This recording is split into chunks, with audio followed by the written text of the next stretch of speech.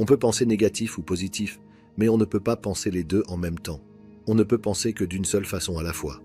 Et nous devons entraîner notre esprit à penser ou à chercher le positif ou le bon dans les choses. Il y a du bon dans tout, il n'y a pas de mauvais côté. La voiture est tombée en panne sur le chemin de la gare. Il y a quelque chose de bon là-dedans. Il faudra peut-être chercher pour savoir ce que c'est. Mais il y a quelque chose de bon dans tout. Il faut qu'il y ait du positif et du négatif pour que quelque chose existe. Il y a une loi du genre qui fait que la science le comprend.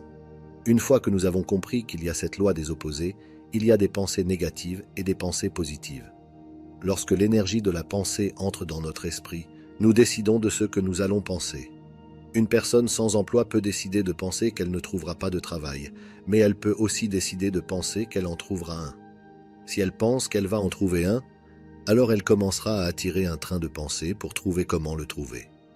Pour comprendre l'attitude, il faut vraiment comprendre comment votre esprit conscient et votre subconscient fonctionnent en relation avec votre corps ou votre monde physique.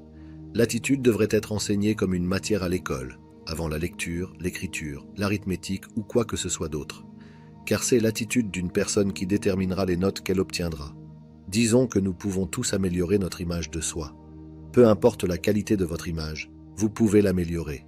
Si je pouvais vous donner un simple conseil, je vous dirais que si une personne s'asseyait et se laissait aller à la réflexion, elle serait plus à l'aise.